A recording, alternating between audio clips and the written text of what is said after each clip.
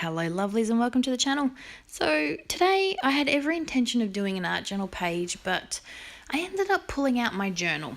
Now this is what I call my creative journal. I've mentioned this journal before. It's sort of like a bit of everything book.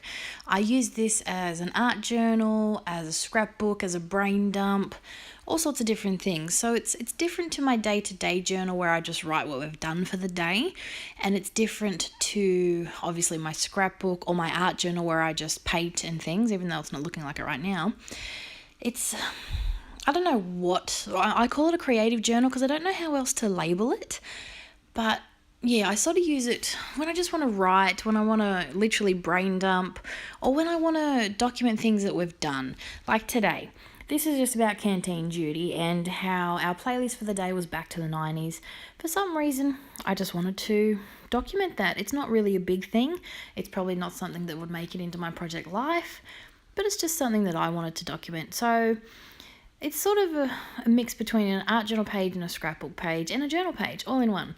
So it was perfect for my journal. I'm going to have to give you a quick flip because this journal's getting really chunky considering I only started it back in June, but it's been a great project. Definitely on those days when I just want to write, and then other days when I just want to play with paint, but not in my art journal. I don't want to put too much thought and work into it, which is like what today was. I didn't really want to get everything out and do a focal image or some text or anything. I just wanted to play with some paint and a stencil, really.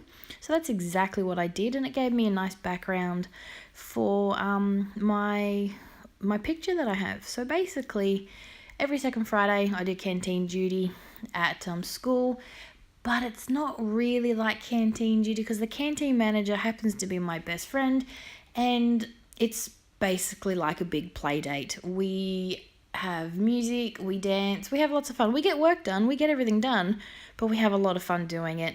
And yeah, today was just another one of those days. I hijack her phone, I pick the playlist. Normally we have R&B Friday, but today I stumbled across a back to the 90s list, and it was a lot of fun. The Bop was played multiple times, I will admit. So yeah, and then because my husband hates that song, so I Snapchatted him a picture of her dancing to Bop, and that became the basis for this. I ended up saving that video, so I took a screenshot, and that's what the picture I'm using in my journal. So what I've done for my background is I've gotten my Dylusions paints. Now I've got Cherry Pie and I think Calypso Teal. Now I love this colour combination together. I don't like when it blends together and gives me that purple. I didn't want purple. I wanted the two colours. So I've done the best I can. I've used my absolute favourite paintbrush, the Dina Wakley 1-inch flat brush, the long-handled. I love it. I love the stiff bristles. I love that you can use it dry, and mostly I just love that it's a really long handle. I don't know why, but I do. I have 3 of them. I love them. And yeah, I'm using that to just dry paint the paint onto my page. And I have left some jagged edges on purpose, but I have also made sure I've anchored my paint to at least 2 corners. You would have noticed at the very beginning. So that's just something I like to do so it doesn't look like it's just floating in the middle there. It's anchored, my paint and my colour is anchored to at least 2 corners.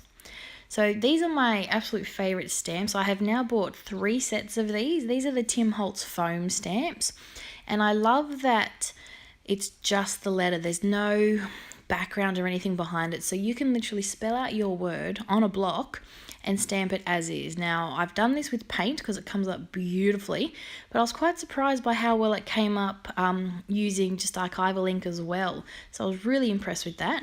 But also, if you use a clear block, you can stamp over it again because the letters are very easy to line up. So you could stamp them again to give you a dark image, which is what I did with the S because this book is getting very chunky now. So the S was right on the corner, so I had to restamp it, and I literally just stuck the S on my finger and placed it back on top. So that worked really, really well. I was quite happy with that. And yeah, I just wanted to play with a stencil, so I got my stencil and my wet wipe and just wiped off some paint. It's not a perfect, what's the word? Not ghosting, removal, like I know the word I'm looking for, but it's almost midnight and I'm drawing a blank. but it's not coming off perfectly because I didn't gesso my page. If I'm going to use watercolor or some kind of liquid ink, I will gesso the pages in this journal because the paper just sucks it in and is very absorbent in this journal. It's an old journal I had laying around and I wanted to use it up, and I thought this would be a great project for it. I'm finding now that because I like to color the background, if I'm using a lot of liquid, I need to gesso it first because it just soaks in and I get no movement and I don't like it. But obviously with acrylic paint, I don't have that problem. So I don't gesso when I use acrylic paint. So when I've gone to do this technique, I've more blended my color more than removed it. But you can still see my stencil, and it was mostly, just a background. I just wanted a background. No big deal. So now I'm just adding a little bit of journaling, saying how fun Canteen Judy was and how we had our Back to the 90s list. And there's that lovely picture that I printed out with my, my HP sprocket. And I really love using my sprocket for this journal especially. It's a great way to print off a quick picture without booting up my computer or my printer or anything like that. So it makes great little pocket pictures, which I tend to use a lot in this journal. And that's pretty much it for my layout. That's all I wanted to do. I just wanted to journal a bit. I haven't journaled in a while, and I just wanted to get some paint, play with some paint, and, get a bit of writing done. I just, when you just want to do something creative, but you don't have a lot of time, or you don't want to go and get all your supplies out and, have too much happening. That's when I tend to get this journal out. It's enough to, give me something creative to do without overdoing it. So yeah, I hope you've enjoyed the video. Thanks for watching, and I'll be back tomorrow. Bye for now.